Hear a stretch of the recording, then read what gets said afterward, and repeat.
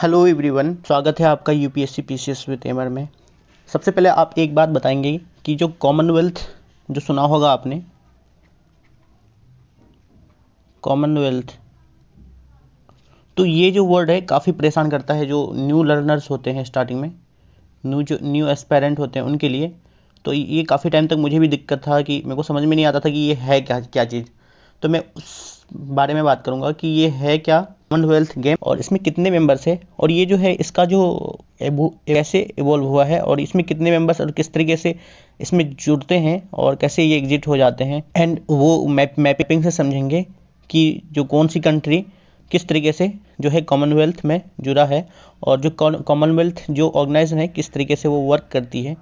तो इन सारे को देखेंगे। अगर आप इस वीडियो को अगर देखते हैं तो आई होप कि आपको जो है आगे जो परेशानी हो आती थी पहले कॉमनवेल्थ से रिलेटेड वो दिक्कत नहीं आएगी। तो चलिए बढ़ते हैं आगे। सबसे पहला कि जो कॉमनवेल्थ गेम है, सॉरी कॉमनवेल्थ जो है एक क्या है, ऑर्गेनाइजेशन है। स्टार्टिंग में जब जो क्या था कि ब्रिटिश जो था ऑल ओवर इंडिया में क्या कर रहे थे, रूल कर रहे थे ब्रिटिश।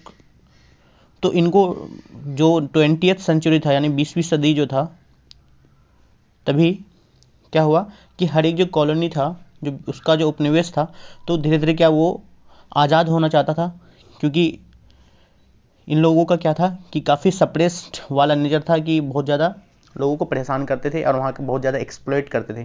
तो कब तक ये ऐसा चलने वाला था, तो सब क्या चाहते थे कि फ्रीडम चाहते थे, फ्रीडम चाहते थे, या फिर जो फ्रीडम नहीं चाहते थे तो एटलीस्ट क्या चाहते थे कि डोमिनियन चाहते थे।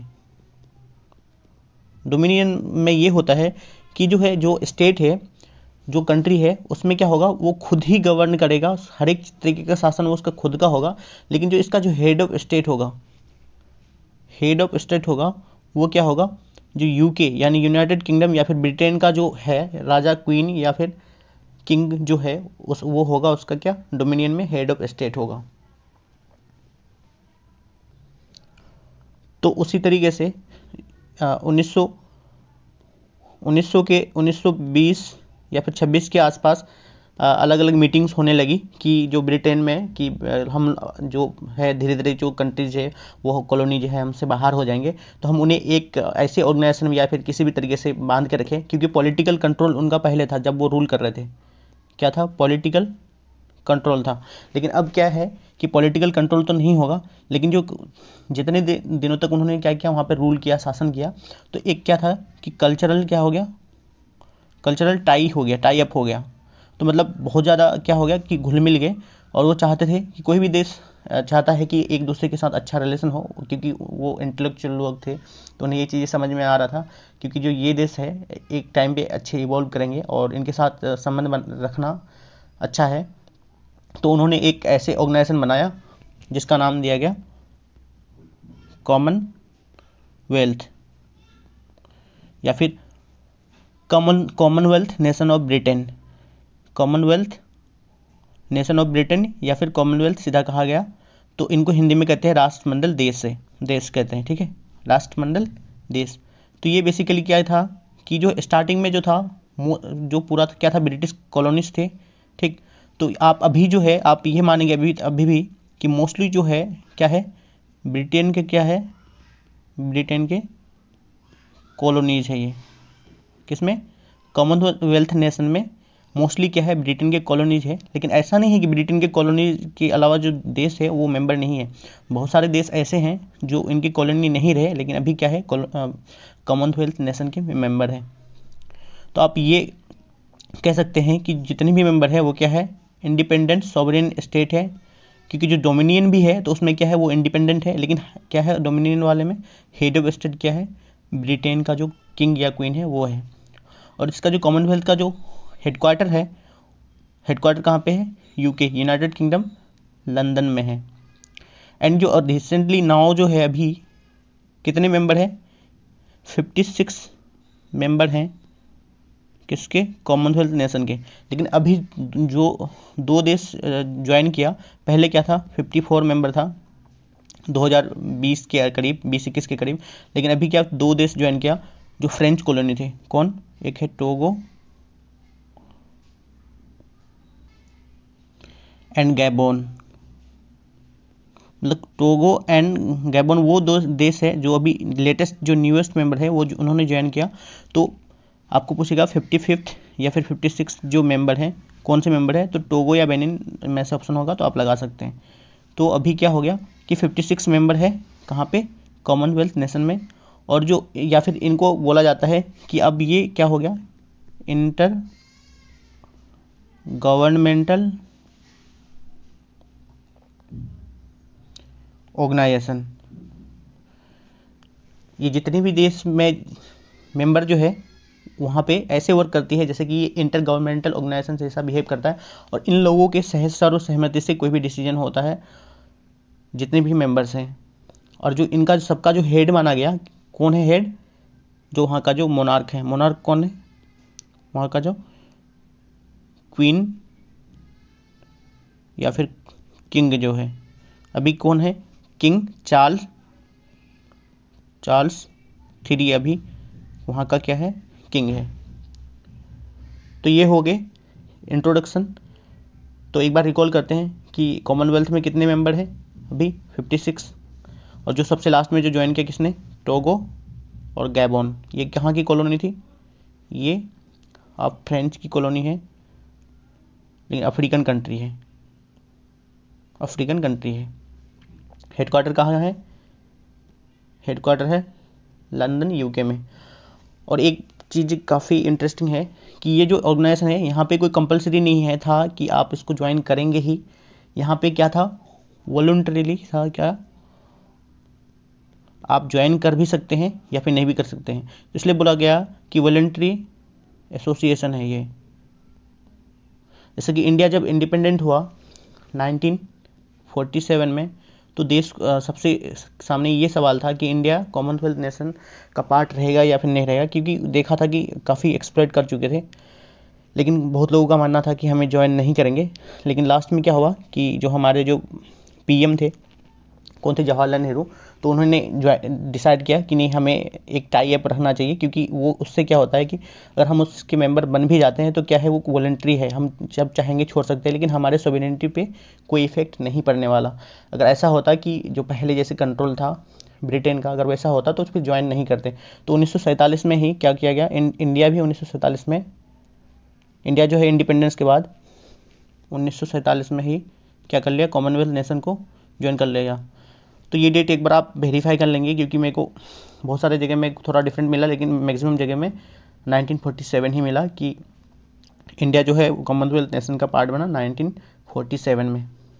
कॉमनवेल्थ नेशन जो ऑर्गेनाइजेशन है ये कैसे इवॉल्व हुआ है, सबसे पहला जो इसकी इस्टेब्लिशमेंट की बात हुई 19 नवंबर 1926 में। यहाँ पे एक मीटिंग हुई, बाल्फर डिक्लेरेशन। बाल्फर क्या थे, वहाँ के जो पीएम थे उसके अंडर में ये एक डिक्लेरेशन लाया गया, जिसमें ये बोला कि जो यूनाइटेड किंगडम है और जो धीरे धीरे जो आज़ाद हो रहे थे या फिर देश या फिर जिसमें डोमिनियन स्टेट मिल रहा था, उन सबको मिलके क्या एक ऑर्गेनाइजेशन बनेगा।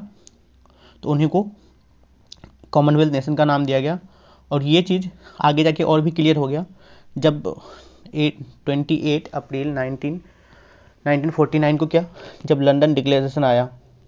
इस डिक्लेरेशन ने बहुत सारा चीज़ें तय कर दिया, और इसी डिक्लेरेशन के अकॉर्डिंग जो है अभी जो मॉडर्न जो कॉमनवेल्थ जो चलता है, मॉडर्न कॉमनवेल्थ जो है किस डिक्लेरेशन के अंडर है, 28 अप्रैल 1949 में जो 1949 में जो डिक्लेरेशन आया, कौन सी डिक्लेरेशन, लंदन डिक्लेरेशन। तो इस डिक्लेरेशन के अकॉर्डिंग क्या करेगा, फंक्शन करता है मॉडर्न जो अभी का जो कॉमनवेल्थ ऑर्गेनाइजेशन है। और इंडिया कब ज्वाइन किया इसको, 1947 में। और इसमें कितने मेंबर्स हैं, 56 मेंबर। इसमें 56 जो मेंबर है, इसमें 3 तरीके की चीज़ें देखने के लिए मिलता है। 56 मेंबर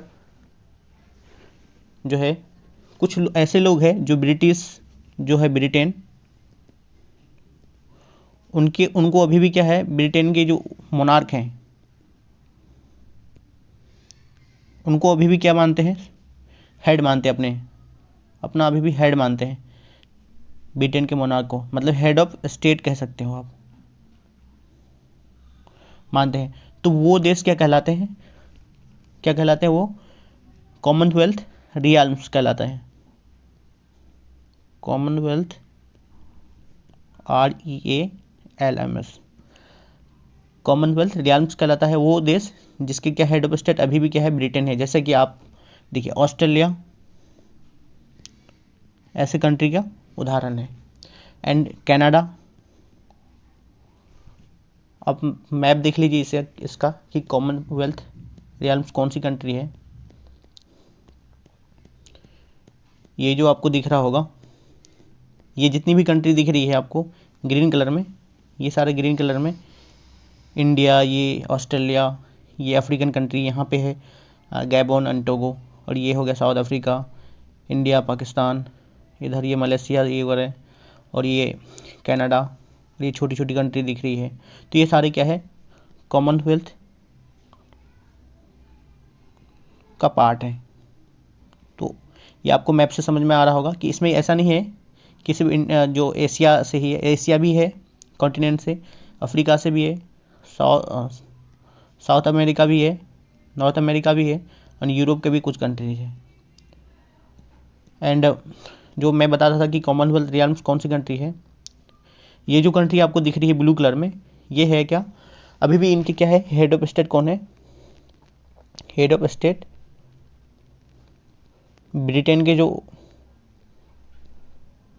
का क्या है, जो वहाँ का जो हेड ऑफ स्टेट है या फिर वहाँ का जो मोनार्क है या फिर किंग है, वो अभी भी हेड ऑफ स्टेट है। ये सारे जो ब्लू कलर में हैं, और जो ये सारे जो रेड कलर में है, इंडिया होगा, और ये जो हो गया यहाँ पे साउथ अफ्रीका हो गया, तो ये सारे देश जो है इसका हेड ऑफ स्टेट क्या खुद की कंट्री का है, तो इनको बोलते हैं रिपब्लिक।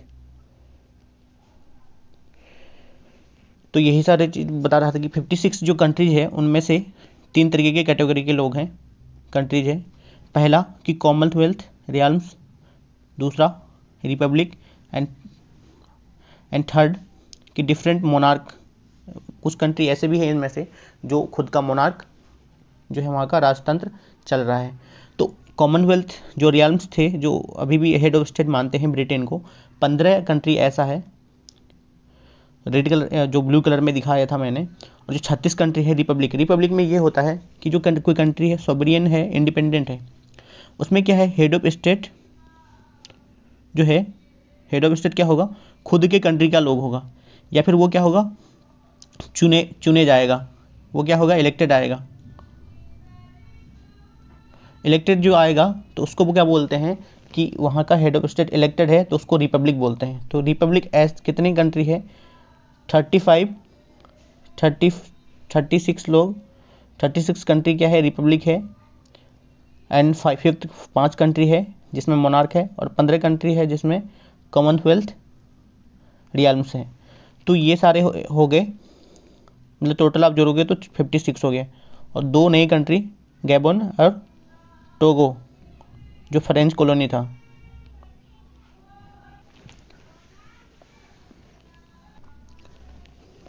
जो कॉमनवेल्थ की जो मीटिंग होती है, जो जब भी मीटिंग होती है वो हर 2 साल में एक बार होती है। मतलब 2 साल में क्या हर 2 साल में एक बार होती है, मतलब 2 साल के बाद उसका क्या होता है, उनकी मीटिंग होती है, कॉमनवेल्थ का मीटिंग होती है। और जो है कॉमनवेल्थ क्या है कि अपना जितनी भी कंट्रीज है उसका एक गेम क्या करता है, ऑर्गेनाइज करता है, जिसको कॉमनवेल्थ गेम बोलते हैं। और इसको बोलते हैं कि मिनी ओलंपिक भी बोलते हैं, क्योंकि इसमें इतने सारे देश है और बहुत सारे जो गेम्स होते हैं उनको इंक्लूड किया जाता है। अभी हाल ही में क्या हुआ, 2022 का क्या हुआ, अभी हाल ही में क्या हुआ कि कॉमनवेल्थ गेम्स हुआ, और उससे रिलेटेड जो है एक वीडियो डाल देंगे जिसमें कि इंडिया ने कितने पदक जीते, कितने सारे, और कैसा परफॉर्मेंस रहा, सबके बारे में। और जो है कॉमनवेल्थ जो गेम्स होते हैं एवरी 4th ईयर में एक बार होता है, हर 4 साल में एक बार कॉमनवेल्थ गेम्स होता है। और इंडिया कब होस्ट कर चुका है कॉमनवेल्थ गेम को, 2010 में होस्ट कर चुका है। ये इंपॉर्टेंट है काफ़ी कि 2010 में इंडिया होस्ट कर चुका है।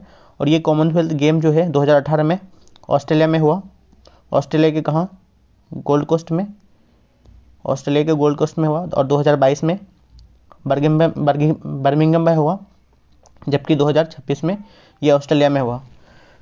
और जो है कॉमनवेल्थ गेम्स जो है फर्स्ट टाइम कब हुआ, 1930 में हुआ फर्स्ट। कहाँ पे हुआ था, हैमिल्टन में हुआ था। हैमिल्टन कहाँ, कनाडा में हुआ था। जब मैं जो कॉमनवेल्थ गेम बताऊंगा तो इसको काफ़ी डिटेल से बताएंगे। और ये सारे कॉमनवेल्थ के क्या है, मेंबर स्टेट है। आप इसका देख सकते हैं, एंटीगुआ बारबुडा, ऑस्ट्रेलिया, बहामास, तो Belize, Brunei, Canada, Cyprus, India, Jamaica, ये सब बहुत सारे कंट्री है, 56 कंट्री है। सेशल्स, सामोआ, और जो है ये जो आप मैप में भी देख सकते हैं कि ये जो कनाडा है, और यहाँ पे छोटी छोटी कंट्रीज है, बेलाइस वगैरह, and Gabon, Togo and south Africa, ये छोटी छोटी कंट्री है ये सारे, एंड पाकिस्तान, इंडिया, ये ऑस्ट्रेलिया, यहाँ न्यूजीलैंड, तो ये सारे कंट्री है, आप मैप में देख सकते हैं। और ये जो है रेड कलर में जो दिखाया गया है, तो ये रेड कलर में जो भी कंट्री है उसको क्या बोलते हैं, रिपब्लिक बोलते हैं। रिपब्लिक को मैंने अच्छे से समझा दिया है कि रिपब्लिक किसको बोलते हैं, कि वहाँ का जो हेड ऑफ स्टेट होगा वो क्या होगा, इलेक्टेड आएगा। इलेक्टेड जो आएगा उनको बोलते हैं Republic, head of state elected आएगा। सॉवरेन कंट्री होगा, मतलब यहाँ पे कोई कोई भी डिसीजन क्या है वो अपना खुद ले सकता है, कोई उस पर ये नहीं कहेगा कि प्रेशर देके कि ये डिसीजन लो, या फिर वो अपने स्वेच्छा से डिसीजन लेगा, तो उसको सॉवरेन कहते हैं। लेकिन सॉवरेन कोई कंट्री होगा और जिसमें क्या होगा, हेड ऑफ स्टेट क्या होगा, इलेक्टेड होगा। जैसे कि इंडिया में क्या है, इंडिया में प्रेसिडेंट ऑफ इंडिया है, तो वो क्या होता है, इलेक्टेड आते हैं। तो ये क्या होगा, इंडिया का हेड ऑफ स्टेट क्या है, इलेक्टेड आते हैं, इसलिए क्या है, इंडिया रिपब्लिक है। तो इंडिया, पाकिस्तान और ये जो रेड कलर में जितने भी कंट्रीज है ये सारे क्या है, रिपब्लिक कंट्रीज है जो कॉमनवेल्थ का पार्ट है। तो आप मैप में भी देख सकते हैं, ये मैंने जो एटलस का जो मैप है उनसे मैंने एक फ़ोटो लिया है, वही देख सकते हैं। ये ऑस्ट्रेलिया है, और ये हो गया इंडिया, ये पाकिस्तान, यहाँ पे साउथ अफ्रीका, और ये जिम्बाब्वे, नामीबिया, एंड ये सारे कंट्रीज है, ये कनाडा। तो आप इनको काफ़ी अच्छे से मतलब समझ सकते हैं, मैप से आपको एक व्यू मिल जाएगा कि ये सारे क्या है, पार्ट है कॉमनवेल्थ नेशन के। और आपको और डिटेल में देखने हैं तो ये मैंने डाल दिया है, ये देख लेंगे आप। इसको अगर इसका PDF चाहिए तो आप टेलीग्राम को ज्वाइन कर लेंगे, ताकि उनको अच्छे से आप समझ पाएंगे, आपको नोट्स मिल जाएगा, और आप ट्राई करेंगे कि इनको नोट कर लें। ये 56 स्टेट है जहाँ आपको यहाँ डिटेल से दिखाया गया है, ये पाकिस्तान वगैरह, और जो है कैसे ओरिजिन हुआ, किस तरीके से जो इवॉल्व हुआ, तो वो सारी चीज़ों को। और एक चीज़ और बताना था कि जो कॉमनवेल्थ जो नेशंस है उनका जो अगर मेंबर कोई कंट्री बन गया तो क्या वॉलंटरीली वो ऑर्गेनाइजेशन था, तो वो कभी भी क्या कर सकता है, कॉमनवेल्थ गेम से बाहर आ सकता है, मतलब छोड़ सकता है, या फिर इसको एक्सपेल किया जा सकता है। एक्सपेल क्यों, कि जो हर एक ऑर्गेनाइजेशन का क्या होता है, एक डेकोरम होता है, एक बेसिक स्ट्रक्चर होता है, या फिर आप कह सकते हो कि हर एक ऑर्गेनाइजेशन का क्या होता है, एक कॉन्स्टिट्यूशन होता है। अगर उसके अकॉर्डिंग वर्क नहीं करेगा, यहाँ पे जितने भी कंट्रीज है लगभग वो क्या है, डेमोक्रेटिक है। अगर डेमोक्रेटिक वे में अगर पार्ट नहीं करेगा तो ये कॉमनवेल्थ जो हेड होगा या फिर वहाँ के जो मेंबर्स होगा उसको एक्सपेल कर दिया जाएगा उस कंट्री को, तो वो बाहर आ जाएंगे। हाँ, कुछ कंट्रीज वहाँ पे ज्वाइन भी हो सकता है, जैसा कि अभी आपको टोगो और गैबन को देखने के लिए मिल रहा है, तो ये कंट्री ज्वाइन भी हो सकता है। लेकिन जो कुछ प्रोटोकॉल है और यहाँ पे जो मेंबर्स है वो डिसाइड करेंगे कि इन कंट्री को ज्वाइन करना चाहिए या फिर नहीं करना चाहिए। तो ये रही वीडियोज़, आई होप कि आपको काफ़ी चीज़ें सीखने के लिए मिला होगा, और पसंद आ रहा हो तो सब्सक्राइब तो कर ही देना यार, एंड दोस्तों को भी शेयर कर देना।